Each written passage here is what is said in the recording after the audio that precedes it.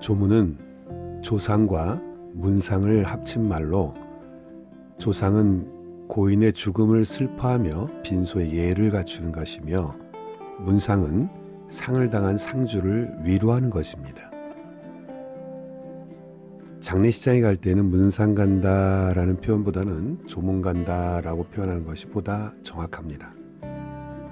또한 조문은 절차, 시기, 예절 등을 갖춰야 하는 자리로서 평소에 잘 숙지해둘 필요가 있습니다.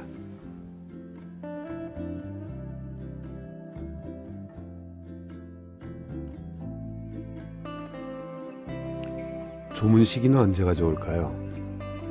가까운 친척, 친지인 경우는 가급적 빨리 상가에 가서 상제를 도와 장의 준비를 함께 하는 것이 좋습니다. 상을 당한 직후에는 조문객을 맞을 준비가 안 되어서 보통은 성복이 끝난 이후 조문하는 것이 좋습니다. 여기에서 성복이라 함은 장례에서 입관을 한 후 상제들이 복제에 따라 상복을 입는 절차를 말합니다. 하지만 현대에는 부고를 받은 후라면 언제라도 조문하여도 무방합니다. 조문시 옷차림은 어떻게 할까요? 조문시 옷차림은 기본적으로 화려한 색상의 의복이나 장식은 피하며 가능한 단색의 어두운 계통의 단정한 옷차림이 무난합니다. 직장인인 경우 집에까지 가서 갈아입고 가면 조문 시기를 놓칠 수 있으니 입은 옷차림 그대로 최대한 단정하게 조문합니다. 여자분들의 주의사항은 화려한 액세서리는 제거하고 양말이나 스타킹은 반드시 착용하는 것이 좋습니다. 참고로 장례식장에 양복과 넥타이 등을 대여해 주는 곳이 있습니다. 조문 절차는 어떻게 되나요? 첫째, 방명록을 기록합니다. 둘째, 분향 또는 헌화를 합니다. 셋째, 절 또는 묵념을 합니다. 넷째, 상주와 맞절 또는 목례를 합니다. 다섯 번째로 호상소에 부의봉투를 전달합니다.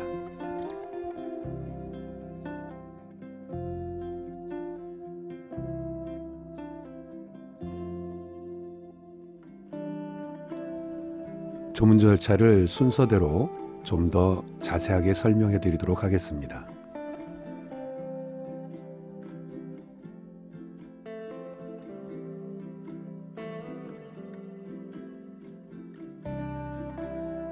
방명록 기록. 장례식장에 도착하면 빈소 입구에 호상소가 있습니다. 먼저 방명록에 서명을 합니다. 서명을 할 때에는 왼쪽부터 세로로 이름을 적습니다. 지인을 대신하여 부의할 때는 반드시 그 사람의 이름도 적어줍니다. 빈소에 들어가기 전에 외투나 모자, 가방 등은 미리 벗어둡니다. 특히 절을 할 때 떨어질 수 있는 휴대폰 등은 빼놓는 게 좋습니다. 부의봉투는 조문 후에 전달하는 것이 기본이나 빈소 환경에 따라 먼저 전달하여도 무방합니다.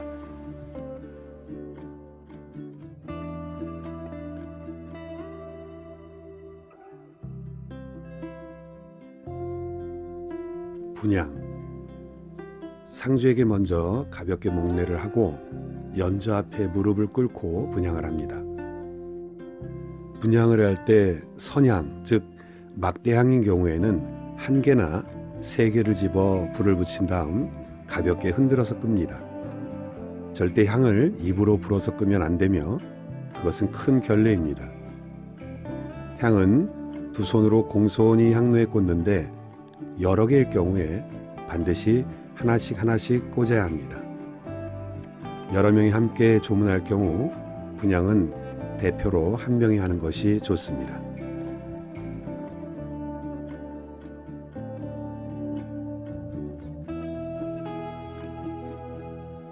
헌화. 헌화를 할 때는 영자 앞에 항아리에 담겨져 있는 국화 한 송이를 꺼내서 오른손으로 꽃을 들고 왼손으로 꽃을 받친 후에 꽃 봉우리가 영정 쪽으로 향하도록 올려놓습니다. 방향을 결정하기 어려울 때에는 기존에 놓여있는 방향으로 놓아두는 것이 보기에 좋습니다. 참고로 고인이 기독교인 경우 분향은 없고 헌화가 빈소 입구에 있는 경우도 있습니다. 헌화는 유럽에서 온 풍습으로 종교를 떠나서 누구나 해도 무방합니다. 단 분향과 마찬가지로 단체로 조문 시 대표로 한 명만 하는 것이 좋습니다.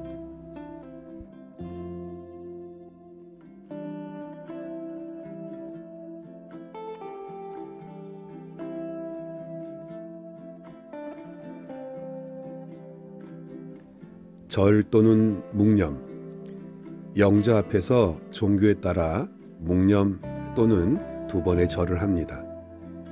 특히 절을 할 때에는 먼저 공수 자세를 취하는데 평상시와는 반대로 조문 시에는 남자는 오른손을 위로 하고 여자는 왼손을 위로 하여 2번의 절을 합니다.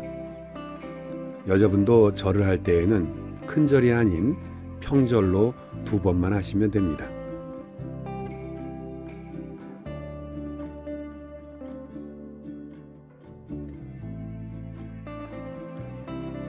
상주와의 맞절 또는 목례.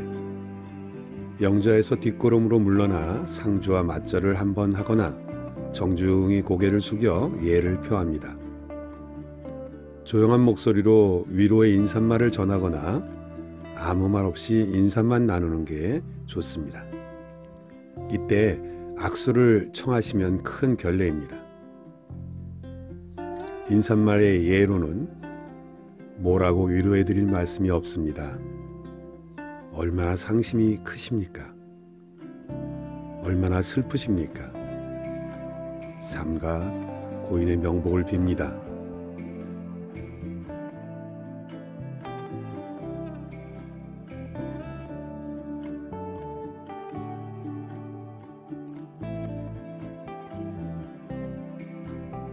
호상소의 부의봉투 전달. 조문을 끝내고 나올 때에는 2-3걸음 뒤로 물러난 뒤에 몸을 돌려 나오는 것이 예의입니다. 장례식장은 결혼식장과 달리 부의봉투를 확인하지 않고 부의함 안에 직접 넣기 때문에 반드시 빈소를 정확히 확인해야 합니다. 빈소를 잘못 찾아서 넣었던 부의봉투를 다시 찾는 경우가 없도록 합니다.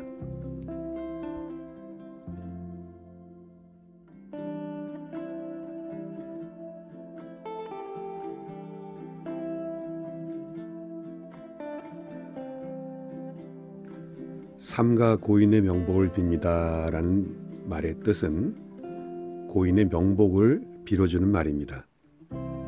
삼가는 존경하는 마음으로 조심스럽고 정중하게 라는 의미를 가진 구사이며 고인은 돌아가신 분을 말합니다. 명복은 돌아가신 분의 저승에서 받는 복을 뜻합니다.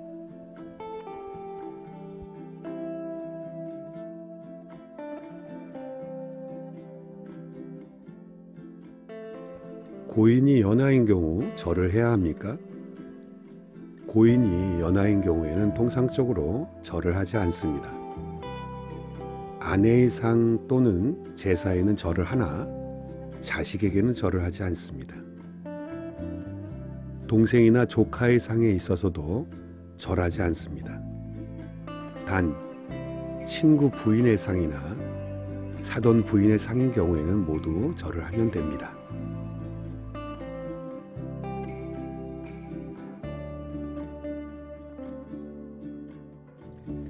상주가 연하인 경우 절을 해야 하는가? 상주 나이가 연하인 경우에는 좀객이 먼저 절하지는 않습니다. 어른이 조문을 할 때 상주가 먼저 절을 하면 답례를 할 뿐입니다. 그래서 보통은 상주가 먼저 목례로 인사를 하면 답례를 하시면 됩니다.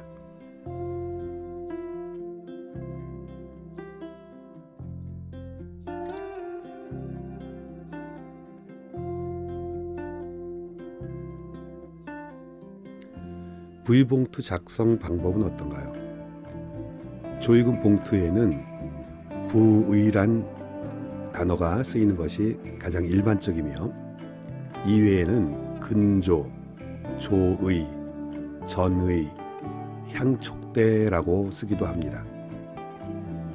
부조하는 사람의 소속과 이름은 뒷면 왼쪽 아래에 세로를 쓰며 이름 뒤에는 아무것도 쓰지 않아도 되지만 근정, 근상이라고 쓰기도 합니다.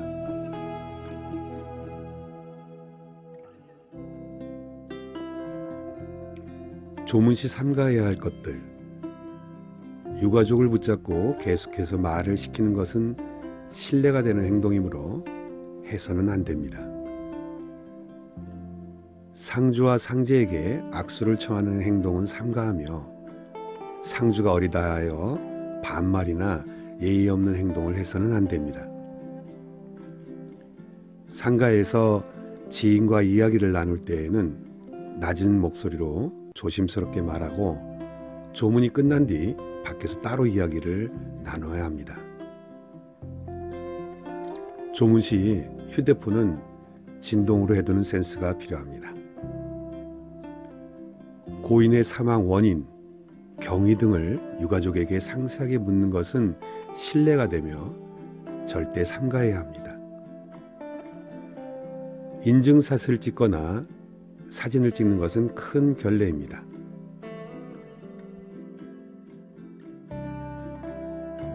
집안 풍습이나 종교가 다른 경우라도 그 상가의 가풍에 따르는 것이 예의이며 가가랴이므로 참견하지 않도록 합니다.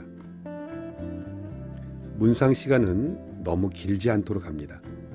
가까운 지인이라 하더라도 현대에는 고스톱을 치면서 밤을 지새우거나 하지 않는 것이 예의입니다. 보통 12시가 되면 장례식장에서 상주들의 휴식을 위해서 조문객들을 내보내는 경우가 있습니다.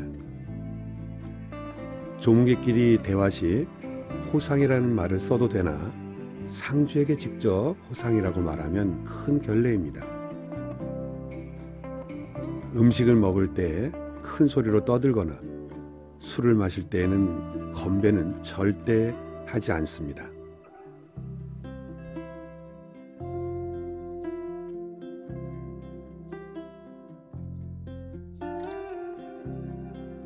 삼가 고인의 명복을 빕니다.